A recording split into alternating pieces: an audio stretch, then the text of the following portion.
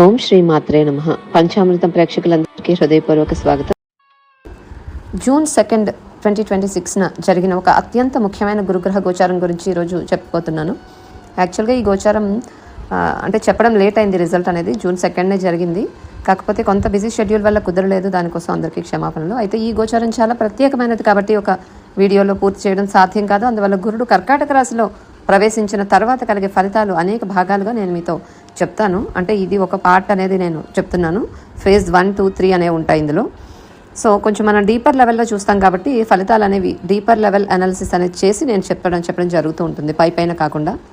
So మీకు తెలిసినట్లుగా నేను ఏ గోచారం గురించి మాట్లాడినా సాధారణంగా అందరూ చెప్పే విషయాలకి కొంచెం భిన్నంగా లోతైన విశ్లేషణ అందిస్తుంటాను. ఈసారి కూడా అదేవిధంగా కొన్ని ప్రత్యేక అంశాలు కూడా చర్చించబోతున్నాను. మొదటిగా గురుడు కర్కాటకంలో సంచరిస్తూ పునర్వసు, పుష్యమి, ఆశ్లేష నక్షత్రాలలో ప్రయాణించడం వల్ల కలిగే ప్రభావాలు వివరిస్తాను. అలాగే నవాంశలో స్థాయిలో కూడా ఈ గోచారం ఎలా పనిచేస్తుంది అనేది కూడా నేను చూస్తాను. తర్వాత భాగాల్లో వేద, విపరీత వేద, తారాచక్రం వంటి ముఖ్యమైన గోచార సూత్రాలు కూడా పరిశీలిస్తాను. ఎందుకంటే కేవలం గురుడు ఉచ్చస్థితిలో అంటే ఎగ్జాల్టేషన్లో ఉన్నాడు కాబట్టి అందరికీ అద్భుత ఫలితాలు వచ్చేస్తాయని చెప్పడం పూర్తిగా సత్యం కాదు. ఇతర గ్రహాల స్థితులు కూడా గోచార ఫలితాలు ప్రభావితం చేస్తాయి కాబట్టి సాధారణంగా ఉట్టి ఫలితాలు మాత్రమే తెలుసుకోవాలని అనుకునేవారైతే, అంటే ఈ యొక్క మార్పులు ఇవన్నీ కూడా జాతకరీత్యా వచ్చే పదాలు అర్థం కాని వారు తమ రాశి ఫలితాలు ఒక్కటి చూసుకోండి ఇందులోంచి. కానీ జ్యోతిష్యాన్ని కూడా లోతుగా తెలుసుకోవాలనుకునేవారు ఈ గోచారం వెనుక ఉన్న అసలు తత్వాన్ని కూడా అర్థం చేసుకోవడం చాలా అవసరం. దానికోసమే ఇవన్నీ చెప్తూ ఉన్నాను. ఇప్పుడు గురుడు కర్కాటకంలో ఉండటం అంటే ఏంటో చూద్దాం. గురుడు ప్రతి 12 సంవత్సరాలకు ఒకసారి కర్కాటకంలోకి వస్తున్నారు. కర్కాటక రాశిలో గురుడు ఉచ్చస్థితిని పొందుతూ ఉంటారు. మిథునంలో జ్ఞానం అనేది ప్రశ్నించడం, విశ్లేషించడం, పోల్చడం వంటి మానసిక స్థాయిలో పనిచేస్తే కర్కాటక రాశిలో అదే జ్ఞానం హృదయానికి చేరుతుంది. ఇక్కడ జ్ఞానం అనేది కేవలం సమాచారం మాత్రమే కాదు, అది ఒక మార్గదర్శకత్వంగా మనకి రక్షణగా, సంరక్షణగా మారుతుంది. కర్కాటకం అంటే తల్లిని సూచించే రాశి. పోషణ, భద్రత, కుటుంబం, భావోద్వేగాలు, మాతృత్వం, స్వదేశం, అనుబంధం ఇటువంటి వాటికి ఎక్కువగా ఇది ప్రతీకగా ఉంటూ ఉంటుంది. అందుకే ఈ సమయంలో ఇతరులను బాగా చూసుకునే వాళ్ళు, సేవాభావం కలిగిన వాళ్ళు, కుటుంబ బాధ్యతలు తీసుకునేవారు ప్రత్యేక ఆశీర్వాదాలు పొందుతారు. గురుడు దేవతల గురువు, జీవితంలో సరైన దారిని చూపించే గ్రహం. మనం సందిగ్ధంలో అంటే సమస్యల్లో కానీ ఒక సందిగ్ధంలో ఉన్నప్పుడు ఒక మంచి గురువు, పెద్దవాళ్ళు లేదా మార్గదర్శకులు అవసరమైనట్లుగా జాతకంలో గురుడు కూడా మనకు దిశని చూపిస్తారు. మొదటి గురువు తల్లి, తర్వాత తండ్రి, ఉపాధ్యాయులు, జీవితంలో ఎదురయ్యే మార్గదర్శకులు, వీరందరి ఆశీర్వాదాలు కూడా గురుగ్రహం ద్వారానే సూచించబడతాయి. గురుడు మనకు కేవలం ధనం మాత్రమే ఇవ్వరు. ధర్మం, నైతిక విలువలు, జ్ఞానం, ఆశ, విశ్వాసం, సరైన నిర్ణయ శక్తిని కూడా ఇస్తూ ఉంటారు. జీవితంలో ఏదైనా లోటు ఉంది అన్నప్పుడు, సరైన అవకాశాలు దొరకనప్పుడు లేదా మనలో నమ్మకం తగ్గినప్పుడు గురుడు ఆ లోటును పూర్తి చేయడానికి సహాయపడతారు. కర్కాటక రాశిలో అంటే క్యాన్సర్ సైన్లో ఉన్న గురుడు దేవాలయ ప్రాంగణంలో దూరంగా నిలబడి ఉపన్యాసం చెప్పే ఒక పూజారి లాంటి వారు కాదు. ఇంట్లో ఉన్న పెద్దవాళ్ళు నిశ్శబ్దంగా మనల్ని ఆశీర్వదిస్తున్నట్లుగా ఒక గురువులాగా, ఒక మార్గదర్శకులుగా పనిచేస్తారు. అయితే గుర్తుంచుకోవాల్సిన విషయం ఏంటంటే గురుడు విస్తరణకు కారకుడు. మన మంచి విషయాలను కూడా మనకి పెంచుతూ ఉంటారు. సమస్యలను కూడా పెద్దవి చేయగలడు. అలాగే పంటలు అంటే పెరగడానికి మనం చూస్తే వర్షం ఎంత అవసరమో కలుపు మొక్కలు పెరగడానికి కూడా అదే వర్షం ఉపయోగపడుతూ ఉంటుంది. అందువల్ల ఈ గోచారం ద్వారా మీ జీవితంలో ఏం పెరుగుతుంది అది మీరు ఇప్పటి వరకు నిర్మించుకున్న పునాదులపై ఆధారపడి ఉంటుంది. ఈ సమయంలో గురువు, మెంటర్స్, పెద్దవాళ్ళు, ఆధ్యాత్మిక మార్గదర్శకుల నుంచి సహాయం లభిస్తూ ఉంటుంది. విదేశీ ప్రయాణాలు, ఉన్నత విద్య, ఆధ్యాత్మిక పురోగతి, కుటుంబ సౌఖ్యం, పిల్లల విషయంలో శుభ ఫలితాలు కనిపిస్తాయి ఓవరాల్గా. ఇప్పుడు నక్షత్రాల వారీగా చూసుకున్నట్లయితే జూన్ 18 వరకు గురుడు పునర్వసు నక్షత్రంలో సంచరిస్తున్నారు. పునర్వసు అంటే తిరిగి పునరుద్ధరణ, పునర్నిర్మాణం, కోల్పోయిన దాన్ని తిరిగి పొందడం. జూన్ 18 నుండి ఆగస్టు 19 వరకు కూడా పుష్యమిలో సంచరిస్తారు. పుష్యమి అత్యంత శుభప్రదమైన ఒక పోషణను సూచించేటటువంటి నక్షత్రం. ఈ సమయంలో విద్య, ఆధ్యాత్మికత, కుటుంబ అభివృద్ధి, స్థిరత్వం పెరుగుతాయి. ఆగస్టు 19 నుంచి అక్టోబర్ 31 వరకు ఆశ్లేష నక్షత్రంలో సంచరిస్తారు. ఆశ్లేష ఒక చెడు నక్షత్రం అయితే కాదు, కానీ ఇది లోతైన మానసిక కర్మ సంబంధం అయినటువంటి అంతర్గత పరివర్తనను తీసుకువస్తూ ఉంటుంది. భావోద్వేగాల లోతులను అర్థం చేసుకునే ఒక అవకాశాన్ని కూడా ఇస్తుంది. ఈ గోచారం మొత్తం మీద చూస్తే ఇది కేవలం అదృష్టాన్ని మాత్రమే ఇవ్వదు, మనలోని పరిపక్వతను పెంచుతుంది. కుటుంబం, ప్రేమ, సంరక్షణ, ధర్మం, జ్ఞానం, ఆధ్యాత్మికత వైపు మనల్ని నడిపిస్తూ ఉంటుంది. కాబట్టి ఈ సమయంలో నాకు అదృష్టం వస్తుందా అనే ప్రశ్నతో పాటు నా జీవితంలో ఇప్పుడు ఏం ఎదగాలి, అంటే నేను ఏ విధంగా ఎదగాలి, నేను ఏ విషయంలో పరిపక్వత సాధించాలి అనే ప్రశ్నను కూడా మీకు వేసుకోవాలి.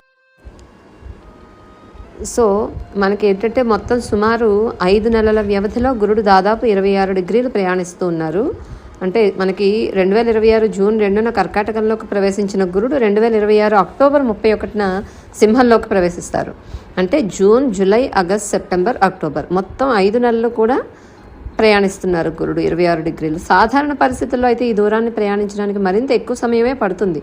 కానీ ఈసారి కేవలం 5 నెలల్లోనే ఆ ప్రయాణం పూర్తవుతుంది. అంటే గురుగ్రహం తన సాధారణ వేగం కంటే దాదాపు 2 కంటే ఎక్కువ వేగంతో కదులుతున్నారు ఈ టైంలో. ఈ వేగాన్ని ఒక రకంగా ప్యానిక్ మోడ్ అని చెప్పుకోవచ్చు. ఒక ప్రశ్న అనేది మనకి వస్తూ ఉంటుంది ఈ టైంలో. ఉచ్చ స్థితిలో గురుడు ఉంటున్నారు కదా, అదే సమయంలో ప్యానిక్ మోడ్లో ఉంటే దాని ఫలితాలు ఎలా ఉంటాయి అనేది ఇది చాలా జాగ్రత్తగా అర్థం చేసుకోవాల్సిన విషయం. ఈ కాలంలో చాలామంది తొందరపాటు పెట్టుబడులు పెట్టడం, సరైన ఆలోచన లేకుండా నిర్ణయాలు తీసుకోవడం, హఠాత్తుగా కొత్త పనులు ప్రారంభించడం, భవిష్యత్ పరిణామాలు అంచనా వేయకుండా ముందుకు దూకడం వంటి పరిస్థితులు అయితే కనిపిస్తున్నాయి. అంటే ఇది మంచి అవకాశాల కాలమే అయినప్పటికీ కూడా అదే సమయంలో ఆత్రుతతో నిర్ణయాలు తీసుకునే ప్రమాదం కూడా ఉంది. అందుకే గురుడు ఉచ్చస్థితిలో ఉన్నారని మాత్రమే చూసి అతిగా ఉత్సాహపడకూడదు. ఈ గోచారంలో అత్యంత ముఖ్యమైన విషయం ఏంటంటే 2027 ఏప్రిల్ 13న గురుడు తిరిగి డైరెక్ట్ మోషన్లోకి వచ్చిన తర్వాతే పరిస్థితులు క్రమంగా స్థిరపడతాయి. అంతవరకు ఈ గోచారం మనకు అనేక పాఠాలు కూడా నేర్పించే అవకాశం ఉంది. అందువల్ల గురుడు ఎగ్జాల్టేషన్లో అంటే ఉచ్చస్థితిలో ఉన్నారు కాబట్టి అన్నీ అద్భుతంగా అయిపోతాయని అని కాకుండా ఉచ్చస్థితిలో ఉన్న గురువు వేగవంతమైన ఆత్రతతో కూడిన పరిస్థితులను కూడా సృష్టిస్తారు అనే విషయం కూడా గుర్తుంచుకోండి.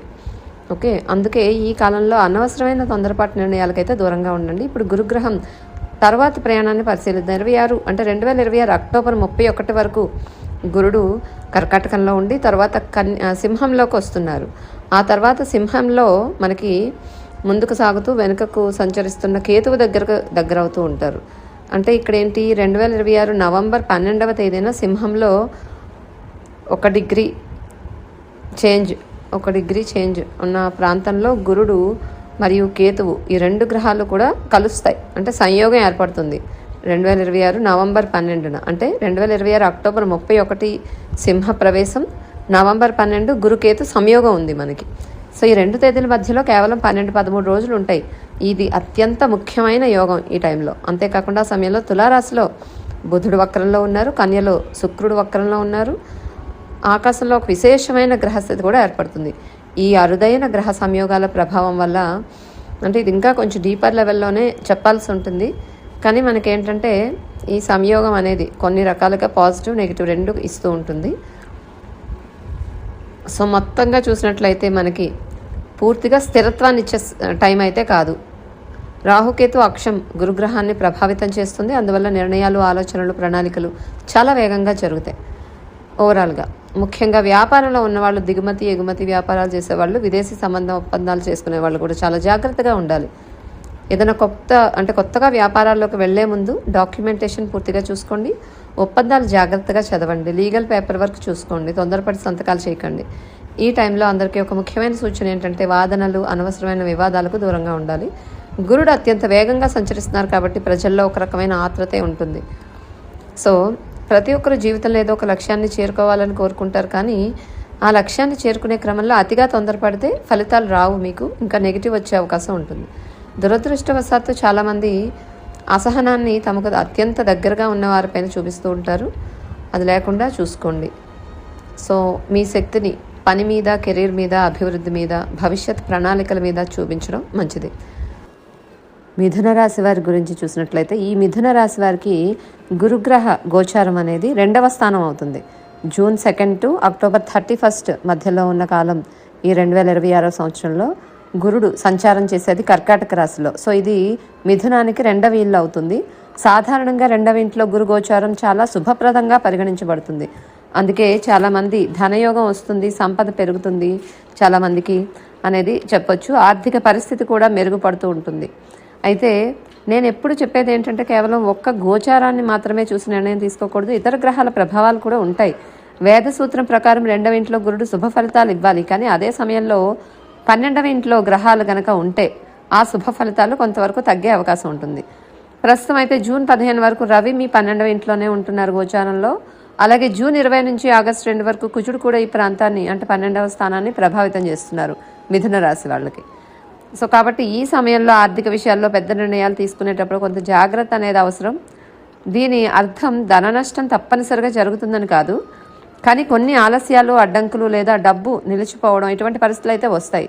అయినా కూడా గురుడు 2వ ఇంట్లో ఉండటం వల్ల సంపద వచ్చే అవకాశాలు, కొత్తగా క్రియేట్ అయ్యే అవకాశాలు అయితే చాలా బలంగా ఉంటాయి. ఆదాయ మార్గాలు పెరుగుతాయి, కొత్త అవకాశాలు వస్తాయి, కుటుంబ ఆర్థిక పరిస్థితి కూడా మెరుగుపడుతుంది. ఈ గోచారం మీ విలువలను శుద్ధి చేయడానికి కూడా సహాయపడుతుంది. మీ మాట తీరు మెరుగుపడుతుంది. కుటుంబ సంబంధాలు బలపడతాయి. ఆరోగ్యకరమైన ఆహార అలవాట్లు ఏర్పడతాయి. నైతిక విలువల ఆధారంగా సంపాదించుకునే అవకాశాలు కూడా పెరుగుతాయి. అయితే ఆ నైతిక మార్గాలు ఏవైతే ఉన్నాయో అవి కరెక్ట్గా ఉండాలి. అంటే అనైతిక మార్గాలు, ఆ తర్వాత మోసపూరిత వ్యవహారాలు మాత్రం గురువు యొక్క ఆశీర్వాదాన్ని ఇయ్యవు. అవి మాత్రం కంప్లీట్గా నిషేధంగా ఉంటేనే గనక మనకి నైతిక మార్గంలో అయితే మాత్రము గురువు యొక్క ఆశీర్వాదం పూర్తిగా లభిస్తుంది. కుటుంబంలో ఎప్పుడూ కూడా వాదనలు, భావోద్వేగానికి సంబంధించినటువంటి విషయాలు కొనసాగితే కూడా ఈ గోచారం అనేది మంచి ఫలితాలు తగ్గిపోతూ ఉంటాయి ఈ గోచారం వల్ల వచ్చేవి. సో అందువల్ల ఈ కాలాన్ని కుటుంబ సంబంధాలు మెరుగుపరుచుకోవడానికి ఎక్కువగా ఉపయోగించుకోవాలి. భావోద్వేగ గాయాలను నయం చేసుకోవడానికి కూడా ఉపయోగించుకోవాలి. ఆరోగ్యపరంగా కూడా ఇది చాలా మంచి కాలం అని చెప్పుకోవచ్చు. ముఖ్యంగా మానసిక ప్రశాంతత పెరిగే అవకాశం కూడా ఉంటుంది. అలాగే కెరీర్ విషయంలో కొత్త అవకాశాలు అనేవి వస్తూ ఉంటాయి. మీరు ఇంతకుముందు చెయ్యని పనులు చేయడానికి కూడా ముందుకు వస్తారు. కొత్త ఆలోచనలు, కొత్త ప్రాజెక్ట్స్, కొత్త విధానాలతో ముందుకు వెళ్ళే అవకాశాలు ఉంటాయి. ఈ సమయంలో మీరు చాలా ఇన్నోవేటివ్గా ఆలోచించే అవకాశం ఉంది. అందువల్ల వచ్చిన అవకాశాలు కూడా మీరు సద్వినియోగం చేసుకోండి. అయితే ఒక విషయం అయితే గుర్తుంచుకోవాలి, మీరు అవసరానికి మించి ఆలోచించడం, ప్రతి విషయాన్ని ఓవర్ అనలైజ్ చేయడం, ఒత్తిడితో నిర్ణయాలు తీసుకోవడం మంచిది కాదు. 11వ ఇంటిపై ఉన్న ఇతర గ్రహాల ప్రభావం వల్ల స్నేహితులు, సహచరులు లేదా నెట్వర్క్ సర్కిల్లో కొంత విభేదాలు అయితే వస్తాయి. అనవసర పోటీ భావన, ఇతరులతో పోల్చుకోవడం, విషపూరితమైన కాంపిటీషన్స్లో పాల్గొనడం అనేది మానుకోండి. మీ ఒత్తిడి అంటే మీ ప్రెషర్ ఎంతవరకు ఉంది, ఇటువంటి స్థాయిలు నియంత్రించుకోండి. భావోద్వేగాలను సమతుల్యంగా ఉంచుకోండి. ప్రత్యేకంగా గ్రహణ కాలాల్లో జాగ్రత్త అవసరము. ఇది ఆగస్టు 12 సూర్యగ్రహణం, ఆగస్టు 28 చంద్రగ్రహణము. ఈ 2 తేదీల్లో కూడా ముఖ్యమైన ఆర్థిక నిర్ణయాలు, పెద్ద పెట్టుబడులు, అనవసరమైనటువంటి రిస్కులు, తర్వాత ఇలాంటివన్నీ తీసుకోవడం ఆపేయాలి, నివారించడం మంచిది. అలాగే అమావాస్య రోజుల్లో కూడా కొంత ప్రశాంతంగా ఉండి ఆధ్యాత్మిక కార్యకలాపాలకు ప్రాధాన్యత ఇవ్వండి. మొత్తం మీద మిథున రాశికి ఈ గురు గోచారం సంపద, కుటుంబ సౌఖ్యం, కెరీర్ అవకాశాలు, వ్యక్తిగత ఎదుగుదల తీసుకొస్తుంది. అయితే ఖర్చులు, ఒత్తిడి, అతిగా ఆలోచించిన ఇటువంటి విషయాలను నియంత్రించగలిగితే మరింత మంచి ఫలితాలు అయితే పొందగలుగుతారు. మరొకసారి మీకు గుర్తు చేయడం ఏంటి అంటే, ఈ గోచారం పూర్తిగా మంచిది కాదు, అలానే పూర్తిగా చెడ్డది కాదు. పాజిటివే ఎక్కువగా ఉంటుంది. కాకపోతే కొన్ని వ్యయస్థానంలో ఉన్న గ్రహ ప్రభావాల వల్ల కూడా కొంచెం జాగ్రత్తగా ఉండాలి. రాబోయే భాగాల్లో మీకు నవాంశ గమనాలు, ముఖ్యమైన తేదీలు ఏం చేయాలి, ఏం చేయకూడదు అనే విషయాలు కూడా వివరంగా చర్చిస్తాను.